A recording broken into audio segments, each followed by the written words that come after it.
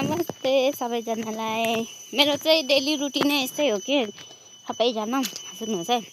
एकछिन अब घरमा छु भने के काम नै हिँडिबस्नुपर्छ क्या। तपाईँहरूलाई अब भन्छ होला कि मान्छेको कतिवटा सोच हुन्छ नि है। त्यस्तै आज पनि फेरि म चाहिँ यस्तो छ नि त, गाउँ चाहिँ भनेको चाहिँ यस्तो हुँदैन नि। यता झाडु मतलब कुचो बारी पुरा छ, उधर तलैसम्म देख्न सक्नुहुन्छ। जे पनि लाउँछ पुरा लाउँछ के भक्कु। अलिअलि चाहिँ अब आँखै लाग्दैन, भक्कु लाउनुपर्छ। हेर्नु सक्नुहुन्छ म चाहिँ इस्कुस टिप्न आएको साथीहरू। इस्कुसको मचान देख्नु होला, कत्रो छ। सुपारीको बोट पनि छ।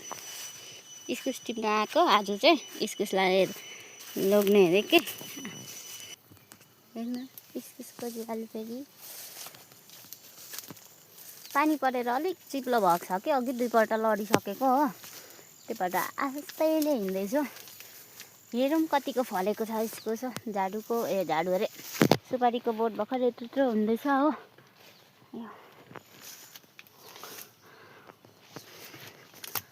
इस्कुस यता रहेछ इस्कुस।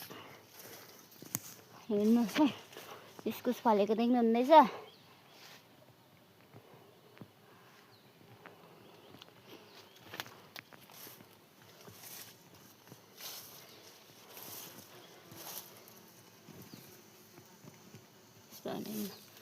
इस्कुस चाहिँ फलाइ चाहिँ फेरि हो।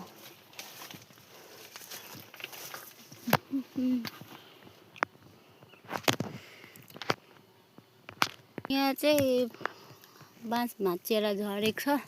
माछ भाँचेर त्यहाँ चाहिँ मजाले फलिरहेको छ। ठुलो छ, तलसम्म छ, देख्दैन यहाँबाट त। इस्कुस किन्नु पनि डर लाग्छ कि, काँडाले घोचिहाल्छ। मेरो हात चाहिँ त्यस्तो छ नि। फेरि काम चाहिँ कम्ती गर्दिनँ तर पनि मेरो हात चाहिँ यस्तो छ कि अलिकति केही हुनुहुँदैन। यो काँडाहरूले इस्कुसले घोच्यो भने पनि खुन आइहाल्छ नि फेरि। हेर्नु सक्नुहुन्छ अदुवा, यो त्यहाँदेखि अदुवा छ। यहाँ चाहिँ रायाको तोरीको साग छरेको छ है साथीहरू। कसलाई मन पराउनुहोस् है, खानु चाहिँ। तर अहिले होइन, अलिक पछि भर्खर छरेको छ। अब ठुलो हुनु टाइम लाग्छ होइन।